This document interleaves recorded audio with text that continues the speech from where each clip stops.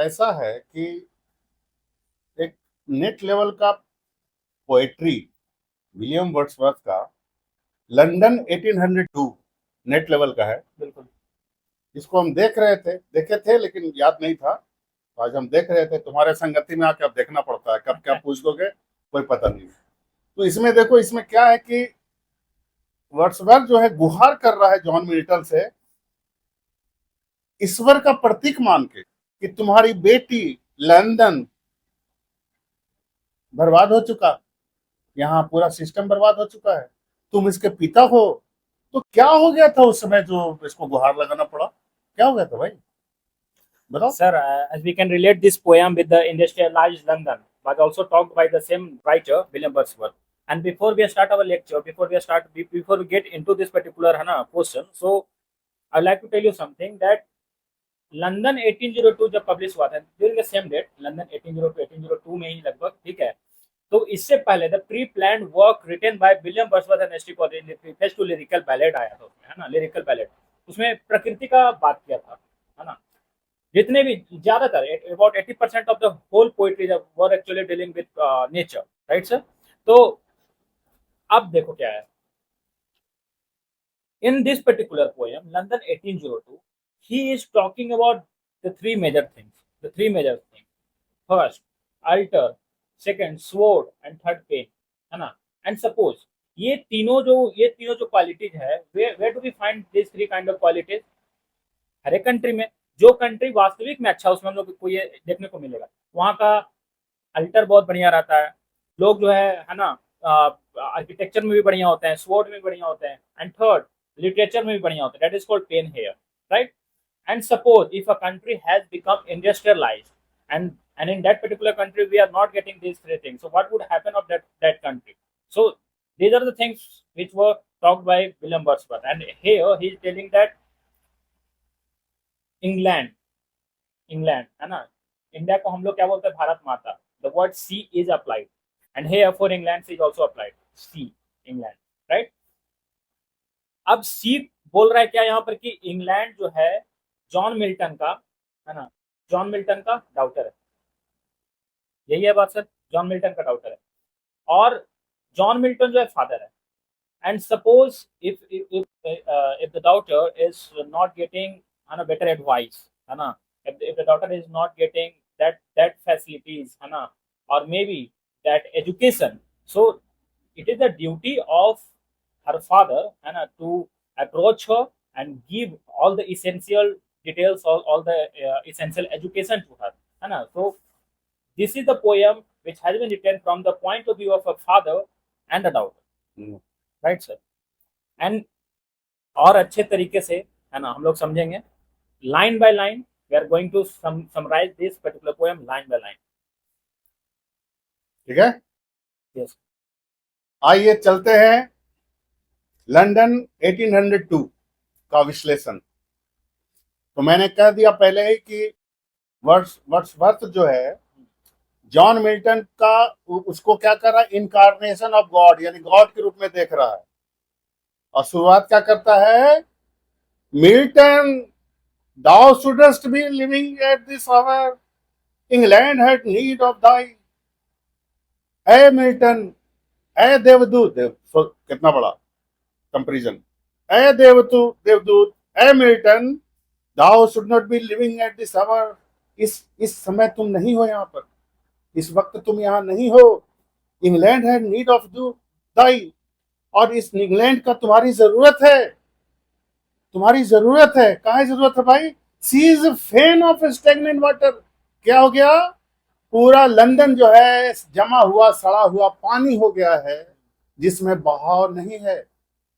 वह उस पानी के जमाव की तरह है जहां पर सड़न ही सड़न है, बदबू आ रही है। यहाँ पर क्या है भाई? तो अल्टर, शोड एंड पेन सब कुछ मौजूद है, बलि स्थल भी मौजूद है, पुजारी नहीं है। ज्ञान रूपी तलवार रखा है, धार नहीं है। पेन रखा हुआ है, लिटरेचर वाला कोई नहीं है समझने वाला। तो क्या हो गया? संस्कृति ही यहाँ की खत्म हो गई है, यहाँ की संस्कृति तबाह हो गई है। और जिस देश की संस्कृति तबाह हो जाएगी, उसकी स्थिति क्या होगी? भाई जरा कल्पना तो करो, तुम्हारा ही है भैया। आगे देखिए, Fireside, the heroic wealth of all and Boer have forfeited their ancient English dower of inward happiness. यहां क्या हो गया? फॉरफिट हो गया, समाप्त हो गया, खत्म हो गया। हमने पहले ही कहा यहाँ की संस्कृति तबाह हो गई, नष्ट हो गई, दिमाग आदमी का सोच बदल गया है ना। और क्या हो गया? सेल्फिश हो गए हम लोग, स्वार्थ हो गए हैं, एक दूसरे का परवाह नहीं है।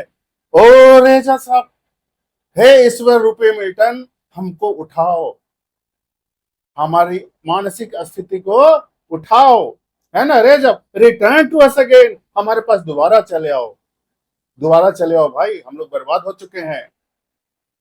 Return to us again and give us manners, हमको सिखाओ, सिखाओ कि सद्बुद्धि क्या है, वर्चू क्या है, सच्चाई क्या है, स्वतंत्रता क्या है और शक्ति क्या है। कुछ नहीं मालूम है, बेयर माइंड हो गए हम लोग, मैकेनिकल डिवाइस हो गए हैं, यांत्रिक रूप आ गया है, मशीनरी हो गए हम लोग, है ही नहीं यहाँ पर। लंदन पूरी तरह से इंडस्ट्रियलाइज हो गया, पूरा इंडस्ट्रियलाइज हो गया। कुछ नहीं, कहने का मतलब पूरा लंदन इंडस्ट्रियलाइज हो गया है, मशीन ही मशीन नजर आ रहा है, इंसानियत और मानवता है कहाँ भैया। ये बात है, ठीक है। Thy soul was like a star, और तुम्हारी जो आत्मा है कैसा है? उस सितारे की तरह है। एंड ड्वेल्ट अपार्ट, आवाज जो है सो किनारे हो गया, ये पार्ट हो गया, हम लोग से दूर चला गया। दिख तो रहा है लेकिन आ नहीं रहा है, यहाँ पर ये पार्ट हो गया है, ठीक है। Thou hadst voice whose sound was like the sea, अरे तुम वही हो ना जिसकी आवाज गर्जन, समुद्र के गर्जन के समान था, दूर दूर तक सुनाई देता था। आज तुम दूर तक तक की निगाहों से देख रहे हो, कोई ध्यान नहीं है। he was the celebrated one during his time, हाँ हाँ, क्योंकि इसका आवाज बहुत दूर तक पहुंचता था, है ना सर। हाँ, ऐसा कविता, इसका जो लेखनी था, मकसद यही है कि तुम्हारी लेखनी जो थी इतना जबरदस्त थी, इतना पावर था उसमें कि दूर दूर तक उसकी आवाजें सुनाई पड़ती थी, उसका ज्ञान का भंडार लोगों तक पहुंचता था और लोग जागृत होते थे। आज कहाँ गया वो गर्जना, ठीक है। अब आइए, Thou hadst a voice whose sound was like the sea, pure as the naked heavens. कैसा था? Pure as naked heaven, उस नंगे स्वर्ग की तरह तुम हो, लोग जान रहे हैं।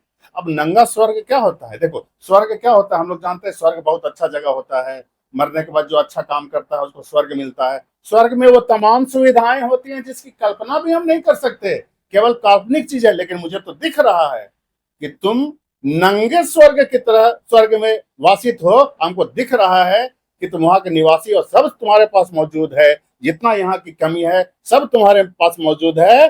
अब आइए देखते हैं, like the star dwelt apart, thou hadst the voice whose sound was like the sea, pure as the naked heaven, majestic free। अरे तुम जादूगर, वो जादूगर हो, बिल्कुल स्वतंत्र अवस्था में हो, तुम्हारे पास समय है। फ्री का मतलब तुम्हारे पास समय है ना। सो डिडस्ट thou travel on a life's gone way, तो क्या साधारण आदमी का जिंदगी बेकार हो गया? तुम देवता हो लेकिन ये धरती तुम्हारी है, तो तुम यहाँ के साधारण इंसान की तरह हम लोग के बीच नहीं रह सकते हो ताकि हमको ज्ञान मिल सके। तुम दूर हो गए हो, बताओ तो जरा, ठीक है। Common way in cheerful godliness and yet the head, कैसे आओ? चीयरफुल गॉडलीनेस, अरे ईश्वर क्या, ईश्वर का रूप हो तो ईश्वर की तरह आओ, साधारण इंसान के रूप में आओ ताकि लोग आपको समझ सकें। ईश्वर बन के रहोगे तो हम तुम तक नहीं पहुंच पाएंगे। साधारण इंसान बन के ईश्वर हो, सब कुछ जानता है, लेकिन साधारण इंसान हमारे बीच में रहोगे तब ना तुमको पता चलेगा कि यहाँ पर समस्याएं क्या है, हम लोग कैसे जिंदा हैं, आके देखो, ठीक है।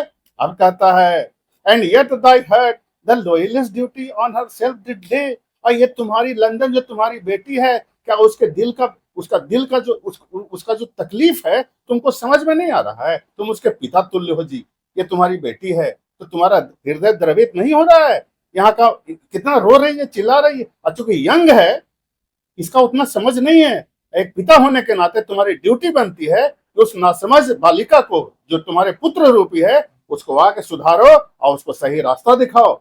यही कविता ये हम लोग को बताती है, बेहतरीन कविता है। और आप पढ़िए, देखिए। So I think we are done with the poem, and I have a good question for you, that as we have done the poem called London 1802, and there are two other poems, the same title called London, and who was the writer? So it's a good question if it is asked in UGC NET exam or maybe another examination, right? So I think that we are done, almost done with the poem.